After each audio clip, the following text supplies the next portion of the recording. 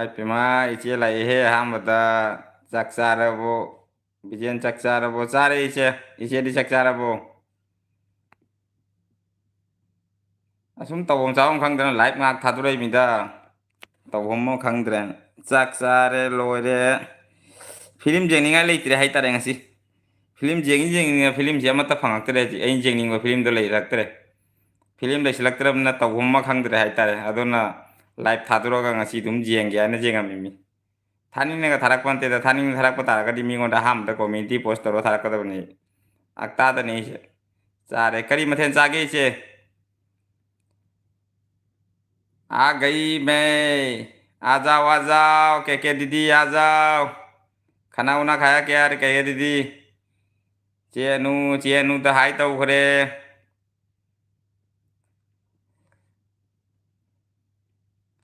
नौपासे हानगी नौपा मालिबो नत्रगा सक माई का खरा ओंधोखरबो ngasing thong bawa ma hau pani he kui he नौपादी चा फंगदबा इसे वारी वारी बिजन जाम वारी हंदक मतंग बिजंगी नुंगाई पुंसी चटली हजी के लापी खरे इचे नुना नबाइदा नबाइदा फयार नबाइदा फयारनी आई बिजन ऐ इबाइदा करी फयार तौइनो इचे तौरुनु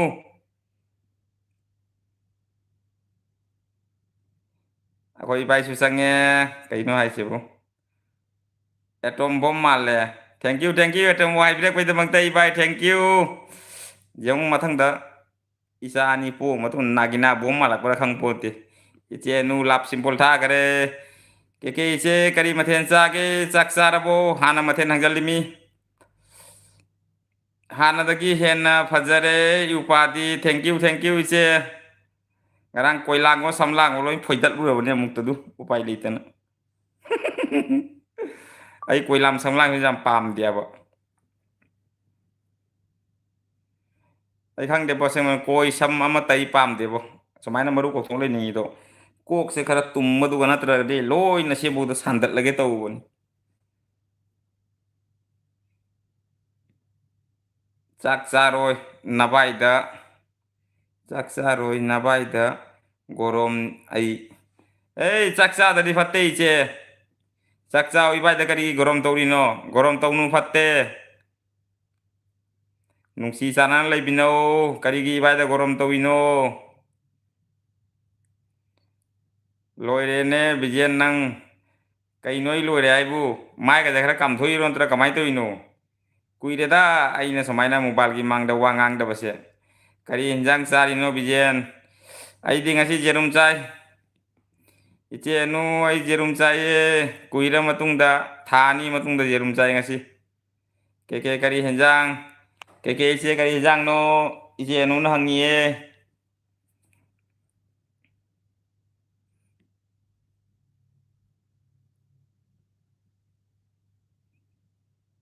के तब ताइना चासिल लगा साव चुमद्रोय के इचे इबाई ना इचे तब ताइन जैसा लगा साव वाई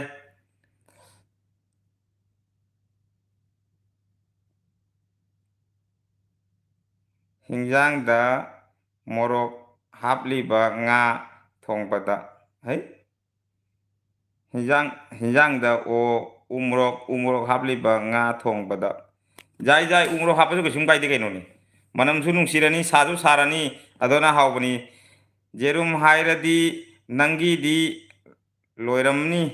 जेरुम देगी थवाइनी चेनु जेरुम nga di khara chagalli ko nga su dum punama nga di chakan te haita ina pamjaba nga di nga singtani ngai yerum mamaga atai di anam badum pamachu wali haitare ai jam khoida badi jerum sidi mache ka char ga su pien de khangde kamai du in hongde ibai baw thong bada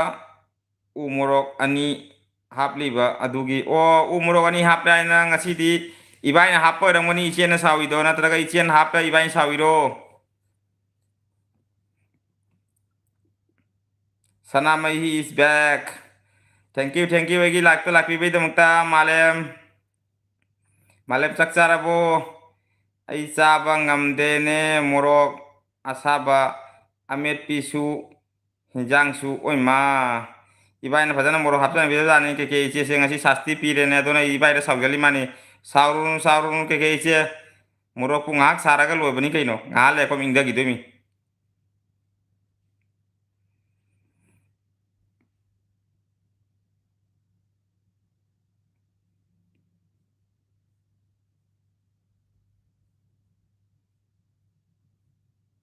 git leitam the mairo leitam the yam bagi video se ta daba yam bagi video se ta daba yam ngai jai ta ga daba yam bagi video se ta daba da yam nungai jai thank you git lai samai ro lai tiang thêm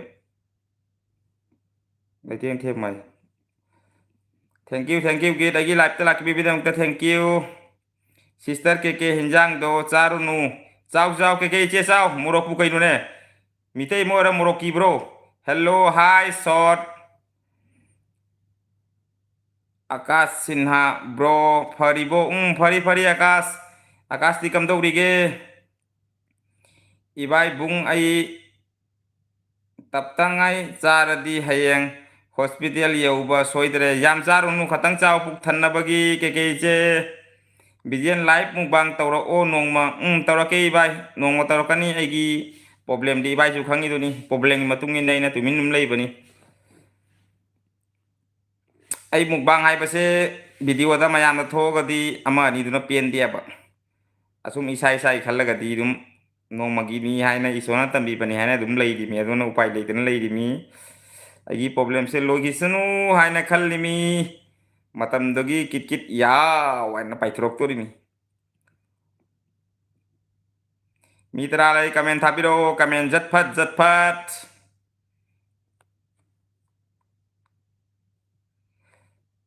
mani chenu ai yerum omelette tawraga charani charo ise saw kaino ne yerum omelette sagera kari chak ngawro kamaino yani ise na saning do saw kaino ne ibai ge ise ta lega kai khana do ne akoi na phangda tawri mi ne nupi ga nak na leiba nungsina na nungmugi otonga kan ji cha ga do sa phangde lap leira ne ni yerum ka thwe mana nga thong jaram ngani phari bro thank you phana sum leiu akas saksarabo matam do giminok to kawangam dare ha bijen ijen noksale ke nga matum do samthok laga saw aga noksale he ibaina ise ke ise aduna farani ke aduna farani hai kare kuira matung da koi gi bro ma change ningthem blog karam pali ge pali haino thaibong do pali nungai na pali hai tare kikit ningthek namdi kam dauri kuire unadaba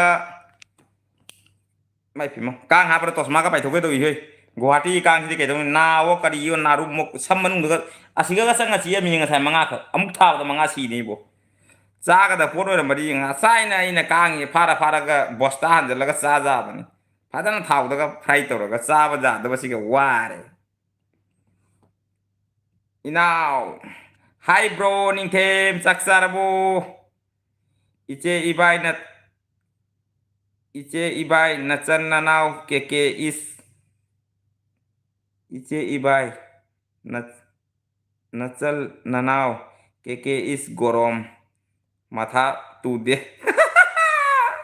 sarunu ke ise matha sarunu matha gorom taurunu kang kan bro yam na i kang hain kana de che nu kang atani bo khongo mito mayo karino mata leite bo guwahati kang di hain kana de noi kaka nang bu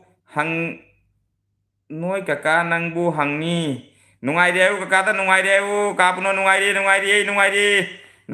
leiu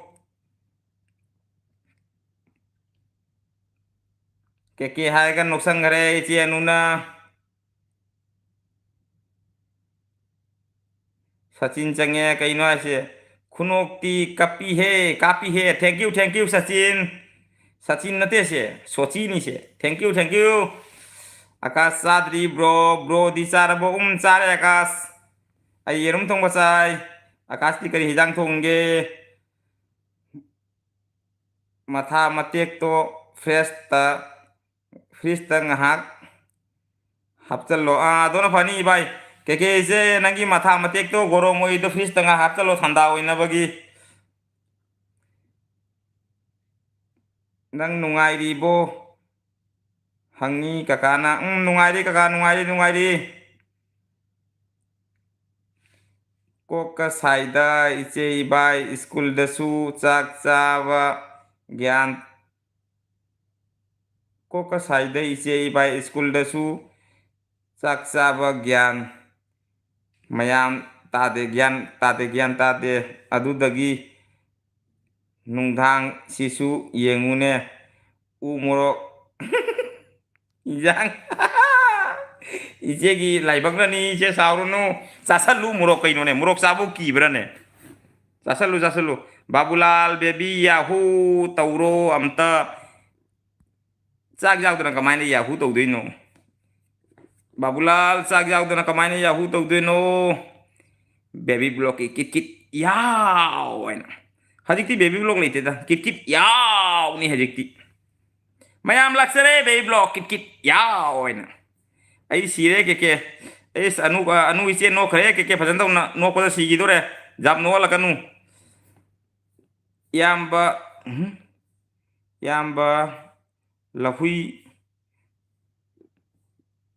ꯂꯍꯨꯏ ꯊꯣꯡꯕ ꯑꯝꯇ ꯆꯥꯕꯤꯔꯛꯎ ꯅꯪꯁꯦ ꯂꯍꯨꯏ ꯍꯥꯏꯅꯇꯦ ꯍꯨꯏ ꯍꯥꯏꯔꯝꯕ ꯑꯣꯏꯔꯝꯒꯅꯤ ꯑꯩ ꯍꯨꯏ ꯆꯥꯗꯦ ꯁꯆꯤꯟ ꯕꯥꯕꯨꯂꯥꯜ ꯇꯧꯔꯛꯑꯣ kit kit ꯌꯥꯎ ꯇꯥꯔꯕ ꯕꯥꯕꯨꯂꯥꯜ ꯆꯦ ꯑꯅꯨ ꯑꯁꯤ ꯀꯩꯅꯣ ꯀꯞꯁꯜꯂꯤ ꯃꯥꯅꯦ ꯏꯁꯇꯤꯀꯥꯔꯒꯤ ꯃꯔꯝꯗꯗꯤ ꯈꯪꯗꯦꯀꯣ ꯏꯃꯣꯖꯤ ꯃꯔꯝꯗꯁꯨ ꯌꯥꯝꯅ ꯈꯔꯗꯤ ꯎꯔꯦ ꯃꯄꯤ ꯇꯥꯔꯦ ꯈꯔ ꯀꯞꯁꯜꯂꯦ ꯏꯆꯦ ꯀꯞꯀꯅꯨ ꯂꯝꯍꯨꯏ ꯂꯝꯍꯨꯏ ꯍꯥꯏꯃꯤ ꯂꯝꯍꯨꯏꯗꯣ ꯐꯪꯗꯦꯅ ꯁꯤꯒ ꯕꯥꯕꯨꯂꯥꯜ ꯂꯥꯏꯞꯇ ꯃꯨꯛꯕꯥꯡ ꯇꯧꯔꯛꯑꯣ ꯇꯧꯔꯛꯀꯅꯤ ꯅꯣꯡꯃ ꯁꯣꯏꯗꯅ ꯇꯧꯔꯛꯀꯅꯤ ꯕꯥꯕꯨꯂꯥꯜ ꯆꯥꯛ ꯆꯥꯔꯕꯣ ꯆꯥꯔꯦ ꯅꯤꯡꯊꯦꯝ ꯀꯀꯥꯅ ꯀꯀꯥꯅ ꯍꯪꯉꯤꯔꯣ ꯆꯥꯔꯦ ꯀꯀꯥꯗꯣ ꯌꯨꯝ ꯆꯠꯇ꯭ꯔꯤꯕꯣ ꯆꯠꯂꯨ ꯍꯥꯏꯌꯨ ꯀꯀꯥꯗꯣ ꯊꯦꯡꯉꯦ ꯅꯨꯃꯤꯗꯥꯡ ꯉꯥꯗꯧꯔꯦ ꯆꯠꯂꯨ ꯍꯥꯏꯌꯨ ꯆꯥꯛ ꯀꯊꯣꯛꯁꯤꯔꯣ ꯍꯥꯏꯌꯨ ꯕꯥꯕꯨꯂꯥꯜ ꯇꯥꯔꯦ ꯊꯦꯡꯀ꯭ꯌꯨ ꯕꯥꯕꯨꯂꯥꯜ ꯀꯁꯥ ꯂꯩꯁꯥꯕꯤ ꯂꯥꯛꯑꯦ ꯂꯝꯍꯨꯏ ꯍꯥꯏꯕ ꯃꯥꯜꯂꯤ ꯂꯝꯍꯨꯏ ꯍꯥꯏꯕꯅꯤ ꯀꯁꯥ ꯂꯩꯁꯥꯕꯤ ꯂꯝꯍꯨꯏ ꯍꯥꯏꯕꯅꯤ ꯂꯝꯍꯨꯏꯗꯤ ꯐꯪꯗꯦ ꯁꯤꯒꯩꯁꯨ ꯀꯨꯏꯔꯦ ꯆꯥꯒꯦ ꯇꯧꯔꯤꯁꯦ ꯁꯤꯗ꯭ꯔꯤꯉꯩꯁꯤꯒ ꯂꯝꯍꯨꯏꯗꯤ ꯑꯃꯨꯛꯇ ꯅꯣꯡꯃ ꯆꯥꯗꯣꯔꯤꯃꯤ ꯑꯩꯁꯨ ꯀꯦꯀꯦ ꯀꯞꯀꯅꯨ ꯀꯦꯀꯦ ꯆꯦ ꯀꯞꯄꯤꯔꯣ ꯀꯞꯀꯅꯨ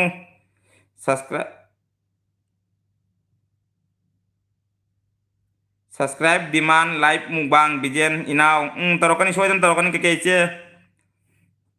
ꯑꯁ ꯀꯁꯥ ꯂꯩꯁꯥꯕꯤ ꯀꯩꯅꯣ ꯊꯥꯖꯤꯜꯂꯛꯏꯁꯦ ꯎꯪꯅ ꯂꯩꯔꯤꯔꯥ ꯀꯩꯅꯣ ꯍꯣꯔꯦ ꯏꯃꯣꯖꯤꯒꯤ ꯃꯔꯝꯗ ꯑꯗꯨꯛ ꯌꯥꯝ ꯈꯪꯗꯦꯀꯣ ꯕꯥꯕꯨꯂꯥꯜ ꯍꯧꯖꯤꯛ ꯀꯩꯅꯣꯝ ꯆꯥꯔꯒ ꯇꯧꯔꯛꯑꯣ ꯍꯧꯖꯤꯛ ꯀꯔꯤ ꯆꯥꯅꯤ ꯕꯥꯕꯨꯂꯥꯜ ꯍꯧꯖꯤꯛ ꯀꯩꯁꯨꯝ ꯆꯥꯕ ꯉꯝꯃꯔꯣꯏ ꯄꯨꯛ ꯊꯟꯈ꯭ꯔꯦ ꯑꯩꯒꯤ ꯌꯦꯔꯨꯝ ꯑꯣꯏꯅ ꯆꯥꯁꯟꯈ꯭ꯔꯦ ꯑꯗꯣ ꯑꯩ ꯉꯁꯤ ꯂꯥꯏꯐꯁꯦ ꯇꯧꯅꯤꯡꯗꯕꯅꯦꯕ ꯑꯗꯨꯝ ꯀꯩꯅꯣꯗꯤ ꯑꯩꯅ ꯅꯣꯡꯃꯒꯤ ꯑꯗꯨꯝ ꯊꯥ 2 ꯁꯨꯔꯦ ꯐꯤꯂꯝ ꯌꯦꯡꯉ ꯂꯩꯁꯦ ꯐꯤꯂꯝꯁꯨ ꯂꯩꯁꯤꯜꯂꯛꯇ꯭ꯔꯦ ꯌꯦꯡꯅꯤꯡꯉꯥꯏ ꯂꯩꯁꯤꯜꯂꯛꯇ꯭ꯔꯕ ꯑꯗꯨꯅ ꯑꯩꯅ ꯀꯩꯗꯧꯗꯣꯏꯅꯣ ꯍꯥꯏꯅ ꯂꯥꯏꯚ ꯉꯥꯏꯍꯥꯛ ꯊꯥꯗꯣꯛꯀꯦ ꯍꯥꯏꯅ ꯊꯥꯗꯣꯛꯄ ꯑꯗꯨꯒ ꯊꯥꯗꯣꯛꯄꯗ ꯑꯗꯨꯝ ꯋꯥꯔꯤ ꯁꯥꯟꯅꯩ ꯆꯥꯛꯇꯤ ꯆꯥꯔꯦꯕ ꯑꯗꯨꯅ ꯍꯌꯦꯡꯂ ꯍꯪꯆꯤꯠꯂ ꯃꯊꯪ ꯂꯥꯏꯚ ꯇꯧꯔꯛꯄꯗ ꯃꯨꯛꯕꯥꯡ ꯂꯥꯏꯚ ꯑꯣꯏꯅ ꯇꯧꯔꯛꯀꯦ ꯅꯣꯏ ꯀꯀꯥꯁꯦ ꯃꯅꯤꯄꯨꯔ ꯄꯥꯎ ꯇꯥꯔꯤ ꯊꯦꯡꯉꯦ ꯍꯥꯏꯌꯨ ꯅꯤꯡꯊꯦꯝ ꯊꯦꯡꯉꯦ ꯍꯥꯏꯌꯨ ꯀꯀꯥꯗꯣ ꯌꯨꯝ ꯍꯜꯂꯨ ꯍꯥꯏꯌꯨ ꯌꯨꯝ ꯆꯠꯂꯒ ꯆꯥꯛ ꯀꯥꯊꯣꯛ ꯇꯨꯝꯃꯨ ꯍꯥꯏꯌꯨ ꯀꯁꯥ ꯂꯩꯁꯥꯕꯤ ꯑꯣꯀꯦ ꯀꯁꯥ ꯂꯩꯁꯥꯕꯤ ꯆꯥꯛ ꯆꯥꯔꯕꯣ ꯂꯥꯏꯚꯇꯣ ꯏꯕꯥꯏꯁꯨ ꯌꯥꯎꯍꯜꯂꯣꯅꯦ ꯑꯩ ꯏꯟꯚꯥꯏꯠ ꯇꯧꯍꯧꯗ꯭ꯔꯦ ꯀꯩꯀꯩ ꯏꯆꯦ ꯀꯩꯅꯣꯗꯤ ꯏꯕꯥꯏ ꯍꯣꯏ ꯂꯩꯔꯝꯃꯣꯏꯗ꯭ꯔꯥ ꯍꯥꯏꯅ ꯂꯩꯔꯝꯃꯒꯗꯣꯏꯗꯤ ꯇꯧꯔꯛꯀꯗꯕ ꯂꯩꯔꯝꯕ ꯇꯥꯔꯒꯗꯤ ꯑꯩ ꯖꯣꯏꯟ ꯇꯧꯔꯛꯀꯗꯕ ꯏꯆꯦ ꯍꯣꯏꯗ ꯑꯩ ꯅꯣꯡꯃ ꯐꯖꯅ ꯍꯥꯏꯔ ꯇꯧꯔꯛꯀꯦ ꯉꯁꯤꯒꯤꯁꯤꯗꯤ ꯑꯩ ꯁꯨꯝ ꯇꯧꯔꯛꯏꯃꯤꯗ ꯀꯩꯅꯣꯗꯤ ꯐꯞꯅ ꯁꯨꯝ ꯐꯤꯂꯝꯁꯨ ꯌꯦꯡꯅꯤꯡꯉꯥꯏ ꯂꯩꯇꯕꯗꯣ ꯑꯩ ꯇꯧꯐꯝ ꯑꯃ ꯂꯩꯇꯗꯅ ꯇꯧꯔꯤꯕ ꯑꯩꯗꯤ ꯅꯨꯃꯤꯗꯥꯡꯒꯤ 12 ꯑꯗꯨꯝ ꯇꯨꯝꯕꯅꯤꯅ ꯍꯥꯟꯅꯗꯒꯤ ꯍꯩꯅꯈ꯭ꯔꯦ ꯍꯥꯏꯇꯥꯔꯦ ꯇꯧꯔꯛꯄ ꯇꯥꯔꯒꯗꯤ ꯐꯖꯅ ꯇꯧꯔꯛꯀꯦ ꯖꯣꯏꯟ ꯇꯧꯔꯛꯀꯦ ꯅꯣꯡꯃ ꯉꯁꯤꯗꯤ ꯉꯝꯃꯔꯣꯏ ꯅꯤꯝꯕꯨ ꯆꯦꯂꯦꯟꯖ ꯇꯧꯔꯛꯑꯣ ꯇꯧꯔꯛꯀꯅꯤ ꯕꯥꯕꯨꯂꯥꯜ ꯁꯣꯏꯗꯅ ꯇꯧꯔꯛꯀꯅꯤ ꯑꯩꯒꯤ ꯁꯥꯂꯤꯒ ꯅꯣꯡꯃ ꯐꯖꯕ ꯆꯦꯂꯦꯟꯖ ꯇꯧꯔꯛꯀꯅꯤ ꯑꯩꯅ ꯁꯆꯤꯟ ꯀ꯭ꯋꯥ ꯃꯇꯞ ꯀꯩ ꯃꯇꯞꯂ ꯈꯩꯅꯤꯔ ꯀꯩꯅꯣ ꯆꯥꯔꯣ ꯏꯌꯥꯝꯕꯅ ꯆꯥꯕ ꯌꯦꯡꯕ ꯅꯨꯡꯉꯥꯏ ꯑꯩ ꯀ꯭ꯋꯥ ꯆꯥꯗꯦꯅꯦ ꯈꯩꯅꯤꯁꯨ ꯆꯥꯗꯦꯅꯦ ꯁꯆꯤꯟ ꯑꯩꯈꯣꯏ ꯏꯕꯥꯏꯕꯨꯡ ꯕꯥꯖꯤꯁꯨ ꯁꯣꯏꯗꯅ ꯌꯥꯎꯍꯜꯂꯛꯑꯣ ꯌꯥꯎꯍꯜꯂꯛꯀꯦ ꯀꯩꯀꯩ ꯏꯆꯦ ꯌꯥꯎꯍꯜꯂꯛꯀꯦ ꯐꯨꯠꯕꯣꯜ अपनी कौन सा अपनी कौन सा अपनी कौन सा क्या बोला है, कुछ समझ में नहीं आ रहा है। फुटबॉल अच्छा से लिखिए। अपनी कौन सा है मतलब कैसा है, ऐसा हुआ मेरा हिसाब में। हम ठीक है फुटबॉल, आप कैसा है? के ओके बाजी के ना कहीं ना इसे नु तो अस्काप संग है आकाश फिश फिश थोंगी ब्रो ओ चाथारो आकाश हाउन चाथारो हयेंग ओइना येंगेदा आई हौजिक बाय तौरगे थैंक यू अगी लाइक तंग लाखिरबे दबदा कैसा लेसाबी थैंक यू हाइनिंगाले थागत हाइनिंगाले इतना थागत चरी चलो चलो बाय ओइरो तुमुरो थेंगे लाइसाई मचानिना नुंदांग थेंगा लेबा फत्ते तुमुरो नुंगालगा गी लाइफची येंगबिउ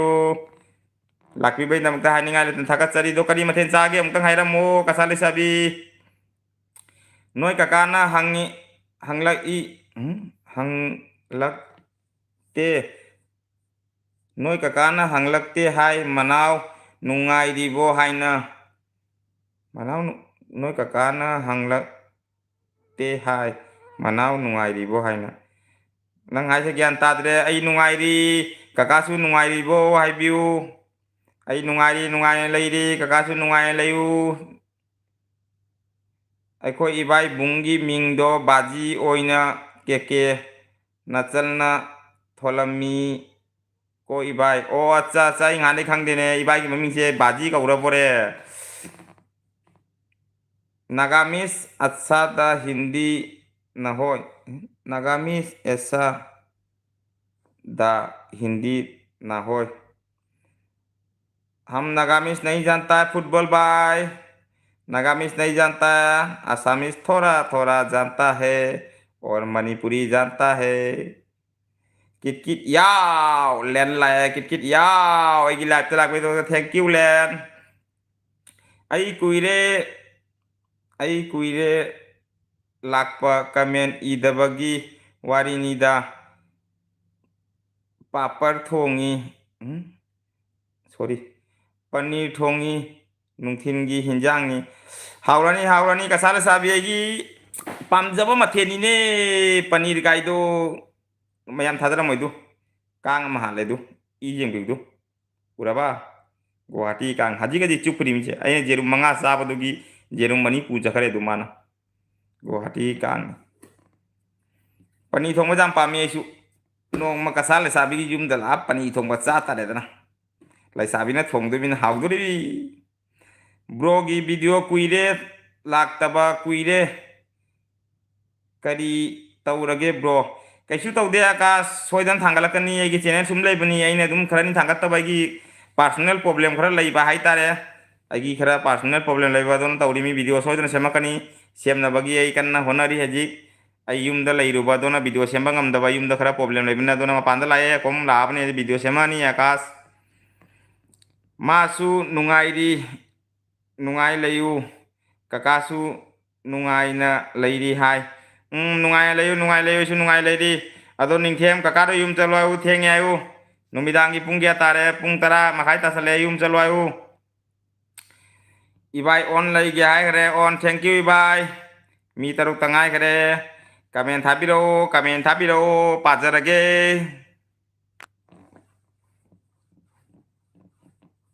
कोइलांग संगलांग का उरबनीना चक चक का थिले स्वाइसिगा कसले साई मंग मंग रमाने मंग मंग मनी तुमो कसले साबी माचक खरे ओ गन्ना थादोको थेंगे अदुगैदी कमाई तौरी खुनगी इरांग उरांग दी कमाई तौरी नुंगाइरिबो मयाम निंगथेम ब्लॉग कमाई तौनरी खुंददी बिजेन चाक चारी को आई ओ चाव इचे चाव कैसुम काइदे कांग दी हाइन कानाद्रेबो गुवाहाटी कांग हे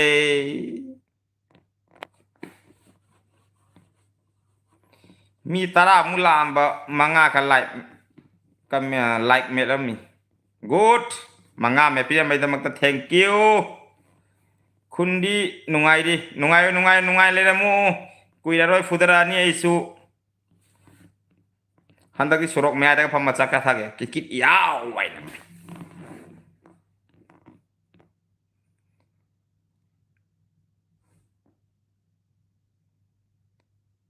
na kana lady comment thabiro iche saksari ningthem saksarabo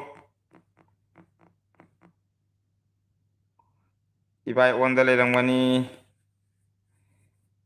waiting thank you iche kadam kanda November da Durga Puja matungda chare kari mathen chage ningthem November da September November da kumthra koi bari lei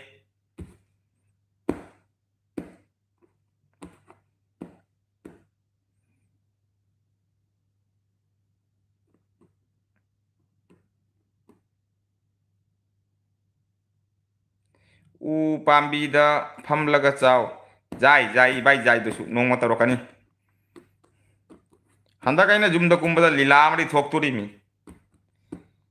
ai sali ka sak pijaraga ngamdrai sali ka pai lak lang bara khangdri bo u matak ta khangde jongol da khangde ising maya da khangde mawong madi torok turo bani ibai haraga noksala ke sena torok toy mine ke se torok toy mine kikir yaw mine urak warak ta ka sak sarak toy mine u maya da ka to nga sarak toy mine ising maya da ka hippa sarak bara khangdri torok kani yong matang macha dri ha sali lak langdoi ba langdoi mi siwani dori sali da hain tham gorabani da ham madagi nang ai bula ba sa thok pol wara kan nang ha ngam dra ba pai lak langdoi ma jai bai ngai khodo do pukhi dagi hana pukhi oiru nala oiru jhaw e do chaite kan khundo kana ta thilla si nai ma yungi saijinda phamlaga su chara got ibai got tarok to mi matang mai sa dri ne ina video sem ba khang da matang chara ga di dungai dori mi ne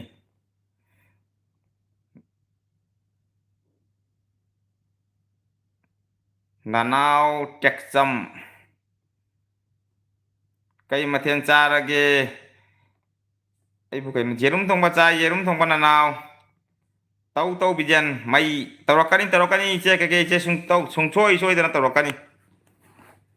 momo sam ko tauraga ai sali do mutang pai lak lang ge sing da ma reel jam semiye reel ka pungchai cha hen ge hendak ai blog se subscribe tau view high view mayam da ningthem gi blog se su blog ningthem blog se channel lai bani mayam nungsi biduna ningthem da support tau view ningthem se ko yumana kini nong mai na video thapakani ai gi nungsi da ba kainari marup amani pikling ai dagi ai gi yum thangnan lai bani ado nongbo ai gi blog ka sak ta mane nongma ai gi blog ta purakani ma bu khangan ngani mayam da do ma gi blog si mayam yeng view mangoda subscribe to san view mana su nora subscribe tok chani tinau mayam yam phawani ningthem se chu soidana mayam ningthem du to bini ai na thajaba thabjari ai na paisa ting da bani kit long thelu kaino ai di kit yaw ni na ekdam mi gi subscribe ka kada kit nam thali mi ke full support thank you ai gi di ai ningthem ke chen ai gi di ai nang chu han bi gro ado ngasi halunu hayang halu ning chang aga mai be ma lore ma tang sa ai gi thawai phone duk sale ka that ke ningthem che channel lai bro lai bani bai lai bani ai gi mana bani do ma ai na channel pai tri matam da channel pai ra bani ma hana kui de tiktok like ki matam de phauram ba minima do tiktok like ki thingi badagi youtube change youtube ta ma sanaram me do matung da sum tande man de kara sana pai tai do matung da ina youtube hange ma jeng matam da gi do matam da cham lai di mana chahum chamri le bani haujik ti kya lai ri ba jam dik na lai ri bani da channel pai bani bai channel pai bani ningthem subscribe tauramo ai reply taurake ningthem bungi thok thak ta subscribe to bigo comment ma thabigo mana nungala halakchani natraga ibaina ningthem ma torokchani nungala hanbigo yam nungsi itaubu thank you ꯅꯤꯡꯊꯦꯝꯗꯁꯨ ꯃꯌꯥꯝꯅ support ꯇꯧꯕꯤꯌꯨ ꯌꯥꯝ ꯐꯕꯗꯤ ꯅꯤꯡꯊꯦꯝꯒꯤ ꯕ꯭ꯂꯣꯛꯇꯒꯤ ꯂꯣꯏ ꯎꯐꯪꯒꯅꯤ ꯑꯩꯈꯣꯏ ꯈꯨꯟꯒꯤ ꯅꯤꯡꯊꯦꯝ exam ꯆꯠꯄꯅꯤ ꯀꯩꯅꯣꯗ ꯅꯣꯏꯒꯤ ꯁꯤꯜꯆꯔꯒꯤ ꯕꯣꯕꯣꯟ ꯕꯥꯔꯣꯅꯤꯗꯣ ꯑꯩꯗꯤ ꯆꯠꯄ ꯉꯝꯗꯦ ꯍꯥꯏꯇꯥꯔꯦ ꯂꯥꯛꯂꯦ ꯂꯥꯛꯂꯦ ꯂꯥꯛꯂꯦ ꯂꯥꯛꯂꯦ ꯂꯥꯛꯂꯦ ꯂꯥꯛꯂꯦ ꯂꯥꯛꯂꯦ ꯀꯣ ꯕꯤꯖꯦꯟꯒꯤ ꯊꯋꯥꯏꯅ ꯀꯥꯏꯗ ꯈꯣꯏꯗꯥꯖꯕꯤꯒꯤ ꯀꯣꯜ ꯀꯊꯛꯈꯔꯦ ꯏꯆꯦ ꯀꯊꯛꯈꯔꯦ ꯉꯁꯥꯏ ꯐꯣꯟ ꯇꯧꯔꯤꯕ ꯏꯆꯥꯅꯨꯄꯤꯅ ꯐꯣꯟ ꯄꯥꯏꯈꯔꯦ ꯐꯣꯟ ꯁꯨꯡꯊꯥꯡ ꯊꯥꯡꯒꯠꯇꯦꯕꯣ ꯀꯔꯤ ꯍꯥꯏꯕꯅꯤ ꯈꯪꯗꯦꯕꯣ ꯆꯥꯝꯂꯛ ꯐꯣꯟ ꯇꯧꯔꯐꯥꯎꯗ ꯐꯣꯟ ꯁꯨꯡꯊꯥꯡ ꯊꯥꯡꯒꯠꯂꯣꯏ ꯃꯥ ꯇꯨꯝꯃꯝꯃꯅꯤ ꯑꯗꯨꯅ ꯃꯃꯥꯅ ꯑꯃꯨꯛ ꯍꯧꯒꯠꯂꯝꯃꯅꯤ ꯑꯗꯨꯅ ꯐꯣꯟ ꯇꯧꯔꯛꯏꯃꯤ ꯐꯣꯟ ꯑꯃꯅ ꯃꯤ ꯑꯅꯤ ꯁꯤꯟꯅꯔꯤꯕ ꯃꯣꯏ ꯏꯃꯨꯡꯁꯤꯒ ꯑꯩꯈꯣꯏ ꯏꯃꯨꯡꯁꯤꯒ ꯑꯃ ꯂꯣꯏꯕꯒ ꯑꯃ ꯇꯧꯔꯦ ꯑꯗꯨ ꯀꯊꯠꯂꯁꯨ ꯇꯧꯔꯛꯏꯁꯤ ꯌꯦꯡꯉꯨ ꯃꯥ ꯑꯣꯀꯦ ꯃꯌꯥꯝꯕꯨ ꯊꯦꯡꯀ꯭ꯌꯨ ꯅꯪꯅ ꯑꯣꯀꯦ ꯍꯥꯏꯕꯅꯤ ꯊꯦꯡꯀ꯭ꯌꯨ ꯅꯤꯡꯊꯦꯝ ꯃꯌꯥꯝꯕꯨꯁꯨ ꯅꯪꯅ ꯁꯕꯁꯀ꯭ꯔꯥꯏꯕ ꯇꯧꯕꯤꯌꯨ ꯃꯣꯏꯁꯨ ꯇꯧꯔꯛꯆꯅꯤ ꯀꯃꯦꯟ ꯊꯥꯕꯤꯌꯨ ꯅꯪꯁꯨ ꯃꯣꯏ ꯁꯣꯏꯗꯅ ꯇꯧꯔꯛꯀꯅꯤ ꯑꯩꯒꯤ ꯐꯦꯃꯤꯂꯤ ꯉꯥꯛꯇꯅꯤ ꯁꯤꯒ ꯂꯩꯔꯤꯁꯤꯡꯁꯦ ꯑꯗꯣ ꯃꯌꯥꯝꯅꯁꯨ ꯅꯤꯡꯊꯦꯝꯕꯨ ꯅꯨꯡꯁꯤꯕꯤꯌꯨ ꯅꯤꯡꯊꯦꯝꯅꯁꯨ ꯃꯌꯥꯝꯕꯨ ꯅꯨꯡꯁꯤꯕꯤꯌꯨ ꯑꯩꯈꯣꯏ ꯃꯁꯦꯟ ꯑꯃꯠꯇ ꯑꯣꯏꯅ ꯂꯩꯃꯤꯟꯅꯁꯤ ꯐꯦꯃꯤꯂꯤ ꯑꯃꯠꯇ ꯑꯣꯏꯅ ꯕ꯭ꯔꯣ ꯏꯁꯩ ꯑꯝꯇ ꯄ꯭ꯂꯤꯖ ꯑꯀꯥꯁ ꯀꯔꯤ ꯏꯁꯩ ꯁꯛꯎ ꯍꯥꯏꯅꯣ ꯑꯩꯕꯨ ꯑꯩ ꯏꯁꯩ ꯁꯛꯄ ꯀलाꯀꯥꯔꯁꯨ ꯁꯤꯡꯒꯔꯁꯨ ꯅꯠꯇꯦ ꯑꯗꯨꯒ ꯑꯩꯅ ꯁꯛꯄ ꯏꯁꯩꯗꯤ ꯆꯣꯡꯉꯝ ꯆꯥꯗꯕ ꯏꯁꯩ ꯉꯥꯛꯇꯅꯤ ꯁꯣꯔꯣꯛ ꯂꯝꯖꯥꯎꯗ ꯄꯥꯈꯪ ꯈꯔ ꯆꯠꯂꯝꯃꯤ ꯂꯩꯁꯥꯕꯤ ꯑꯉꯥꯎꯕꯤꯒꯤ ꯅꯥꯗ ꯕꯦꯔꯤ ꯊꯦꯠꯂꯝꯃꯤ ꯀꯥꯏꯅ ꯑꯗꯨꯒꯨꯝꯕ ꯏꯁꯩꯅꯤ ꯑꯩꯅ ꯇꯧꯁꯨ ꯑꯣꯏꯗ ꯄꯥꯗꯕ ꯆꯨꯗꯔ ꯄꯨꯗꯨꯔꯅꯤ ꯑꯩꯁꯦ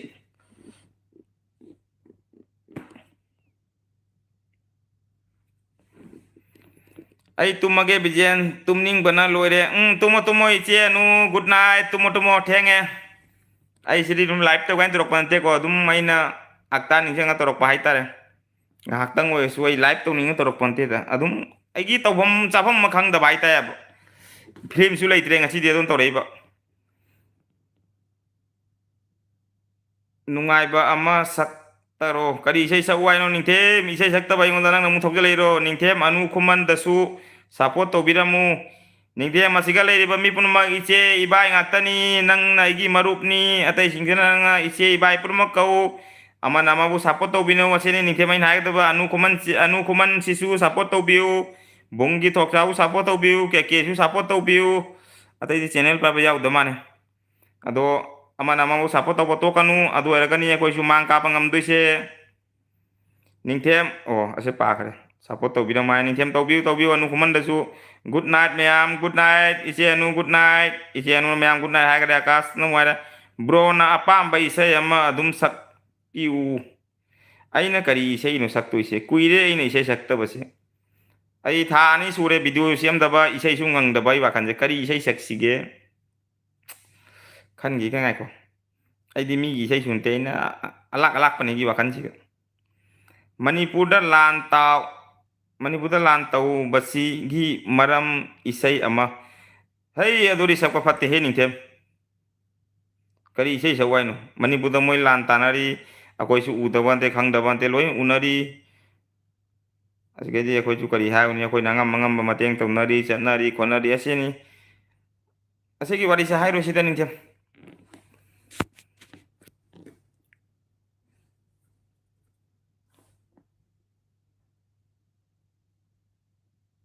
ꯑꯩ ꯀꯥꯡ ꯍꯥꯠꯈꯤꯒꯦ ꯄꯥꯏꯈ꯭ꯔꯦ ꯑꯃꯨꯛꯀ ꯀꯥꯡ ꯉꯥꯛꯇꯅꯤꯀꯣ ꯑꯩ ꯂꯩꯔꯤꯁꯦ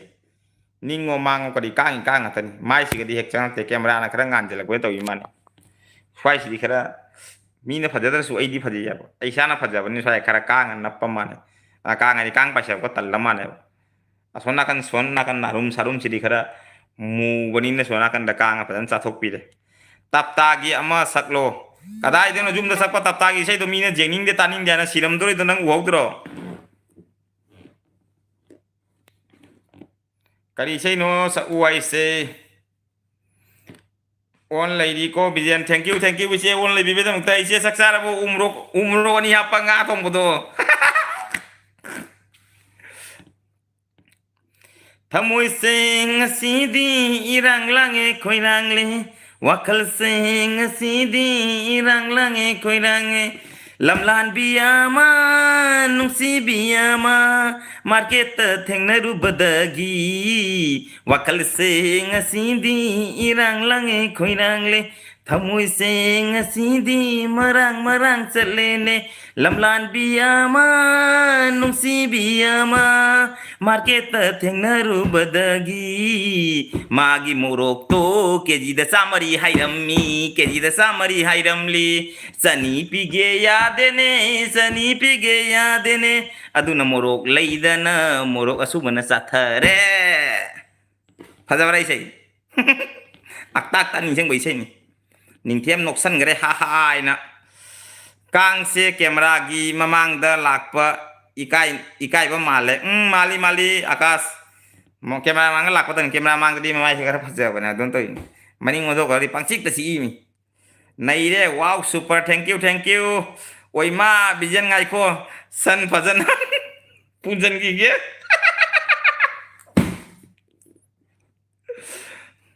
ꯄꯨꯟꯁꯤꯜꯂꯨ ꯏꯕꯥꯏꯁꯦ ꯑꯃꯨꯛ ꯊꯧꯔꯤꯒꯗꯣ ꯈꯔ ꯆꯥꯎꯍꯜꯂꯨ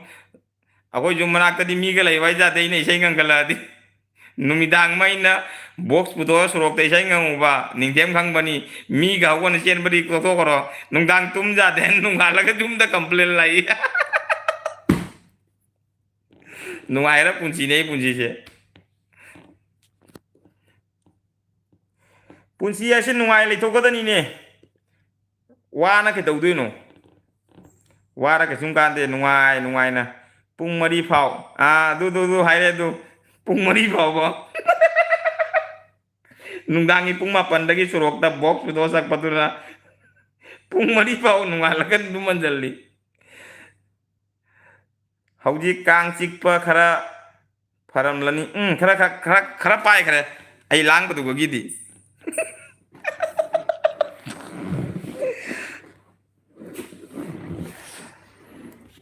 ꯃꯤ ꯕꯔꯤ ꯈꯔ ꯂꯩꯔꯤ ꯀꯅꯥ ꯀꯅꯥꯅꯣ ꯈꯔ ꯌꯥꯡꯅ ꯍꯥꯏꯕꯤꯔꯣ ꯑꯩꯗꯤ ꯉꯁꯤ ꯇꯥꯏꯝ ꯄꯥꯁ ꯂꯩꯇꯦ ꯐꯅ ꯋꯥꯗꯣꯔꯤꯗ ꯐꯤꯂꯝ ꯑꯃ ꯗꯥꯎꯟꯂꯣꯗ ꯇꯧꯒꯦ ꯇꯧꯕ ꯅꯪꯍꯧꯗ꯭ꯔꯦ ꯗꯥꯎꯟꯂꯣꯗ ꯇꯧꯍꯧꯗ꯭ꯔꯦ ꯌꯦꯡꯅꯤꯡꯕ ꯐꯤꯂꯝꯁꯨ ꯂꯩꯇ꯭ꯔꯦꯅꯦ ꯃꯤ 5 ꯀꯣꯝ ꯖꯣꯏꯟ ꯇꯧꯁꯜꯂꯦ ꯇꯧꯕꯤꯔꯣ ꯀꯃꯦꯟꯗꯣ ꯖꯔ ꯖꯔ ꯂꯥꯎꯅ ꯄꯥꯊꯔꯒꯦ ꯑꯩꯅ ꯁꯔ ꯁꯔ ꯂꯥꯎꯅ ꯅꯣꯛꯄꯤꯔꯣ ꯃꯌꯥꯝꯅ ꯃꯣꯃꯣꯟ ꯃꯤꯅꯣꯛꯇꯣ ꯐꯃꯨꯡꯗ ꯑꯩꯅ ꯑꯁꯤꯗꯒꯤ ꯋꯥ ꯋꯥ ꯅꯣꯛꯁꯜꯂꯛꯑꯒꯦ ꯕ꯭ꯔꯣꯁꯦ ꯏꯁꯩ ꯁꯛꯄꯗ ꯐꯖꯩ ꯌꯥꯝꯅ ꯊꯦꯡꯀ꯭ꯌꯨ ꯑꯀꯥꯁ ꯊꯦꯡꯀ꯭ꯌꯨ ꯑꯩ ꯂꯩꯔꯤ ꯎꯏꯔꯤ ꯇꯧꯅ ꯅꯈꯣꯏ ꯎꯏꯔꯤ ꯇꯧꯔꯁꯨ ꯐꯖꯅ ꯇꯧꯅ ꯎꯏꯌꯣꯏ ꯑꯣꯟꯊꯅꯒ ꯇꯥꯅꯤ ꯌꯦꯡꯉꯤ ꯏꯕꯥꯏ ꯆꯤꯌꯥꯔꯗ ꯎꯏꯔꯣ ꯐꯃꯨꯡꯗ ꯎꯏꯔꯣ ꯀꯦꯀꯦ ꯏꯆꯦꯗꯣ ꯂꯩꯔꯤ ꯍꯥꯏꯔꯝꯕꯅꯤ ꯂꯥꯛꯄꯅꯦ ꯃꯥ ꯃꯣꯔꯣꯛ ꯆꯥꯁꯜꯂꯨꯗꯅ ꯄꯦꯁꯥꯔ ꯀꯥꯗꯅ ꯒꯣꯔꯣꯝ ꯑꯣꯏꯔꯤ ꯃꯥꯅꯦ ꯃꯥ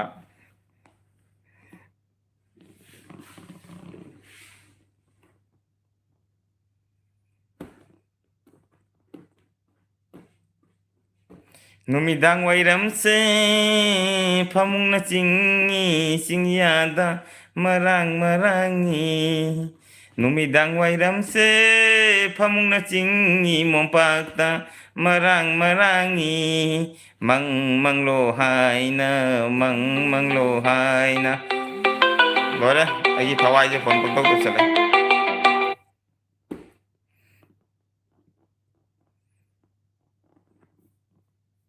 ꯀꯦꯀꯦ ꯃꯅꯤꯡꯗ ꯆꯦꯜꯂꯝꯂꯅꯤ ꯐꯣꯟ ꯀꯛꯊꯠꯄꯁꯤꯒ ꯅꯨꯄꯤ ꯑꯇꯣꯞꯄ ꯈꯥꯏ ꯂꯩꯈ꯭ꯔ ꯃꯥꯅ ꯈꯜꯂꯤ ꯃꯥꯅꯦ ꯃꯥꯏꯁꯦ ꯄꯨꯡꯈꯥꯏ ꯑꯃꯗꯤ ꯆꯠꯂꯦ ꯑꯩꯒꯤ ꯂꯥꯏꯐꯁꯦ ꯃꯤ 3 4ꯗꯤ ꯂꯩꯔꯤ ꯃꯤ 2 ꯈꯛꯇ ꯇꯥꯈ꯭ꯔꯒꯗꯤ ꯃꯨꯊꯠꯀꯦ ꯅꯥꯏꯈꯣ ꯀꯦꯀꯦ ꯁꯤꯗꯣ ꯀꯥꯏ ꯆꯠꯈ꯭ꯔꯖꯥꯠꯅꯣ ꯑꯩ ꯅꯦꯠ ꯂꯣꯏꯔꯦ ꯑꯣ ꯀꯥꯏꯗꯦ ꯏꯕꯥꯏ ꯑꯩꯁꯨ ꯃꯨꯊꯠꯂꯒꯦ ꯇꯧꯔꯤꯃꯤ ꯌꯨꯝꯗꯩꯁꯨ ꯐꯣꯟ ꯌꯥꯝ ꯂꯥꯛꯏ ꯂꯣꯏꯔꯦ ꯀꯦꯀꯦ ꯁꯤꯗꯣ ꯉꯥꯏꯔꯤꯃꯤ ꯕꯥꯏ ꯇꯧꯒꯦꯅ ꯑꯃꯨꯛꯇꯪ ꯀꯦꯀꯦ ꯏꯆꯦ ꯅꯪꯕꯨ ꯀꯥꯏꯗ ꯂꯩꯒꯦꯅꯦ ꯅꯧꯄꯥꯒꯤ ꯂꯥꯏꯐꯁꯦ ꯑꯣꯞ ꯇꯧꯁꯜꯂꯒꯦ ꯍꯥꯏꯇ ꯑꯃꯨꯛꯇ ꯍꯥꯏꯔꯛꯂꯣ ꯑꯩꯁꯨ ꯕꯥꯏ ꯒꯨꯗ ꯅꯥꯏꯠ ꯍꯥꯏꯔꯒꯦꯅꯦ ꯕꯥꯏ ꯏꯅꯥꯎ ꯒꯨꯗ ꯅꯥꯏꯠ ꯅꯤꯡꯊꯦꯝ ꯒꯨꯗ ꯅꯥꯏꯠ ꯍꯥ ꯏꯕꯥꯏ ꯀꯦꯀꯦ ꯏꯆꯦ ꯊꯣꯛꯂꯛꯑꯦ ꯍꯥ ꯍꯥꯏꯅ ꯃꯤ 3 ꯁꯨꯈ꯭ꯔꯦ ꯉꯥꯏꯈꯣ ꯃꯨꯊꯠꯀꯦ ꯇꯧꯕ ꯃꯤ 3 ꯁꯨꯏ ꯃꯤꯁꯦ ꯖꯠ ꯐꯠꯅꯤ ꯇꯧꯔꯤꯁꯦ ꯅꯨꯡꯊꯥꯡꯁꯤꯒ ꯅꯦꯠꯁꯦ ꯃꯤ ꯄꯨꯝꯅꯃꯛ ꯍꯪꯅꯔꯤ ꯀꯤꯠꯁꯦ ꯀꯩꯇꯧꯔꯤꯅꯣ ꯍꯥꯏꯅ ꯐꯠ ꯂꯥꯎ ꯆꯪꯉꯝꯃꯒ ꯐꯠ ꯂꯥꯎ ꯊꯣꯛꯈꯤꯑꯕ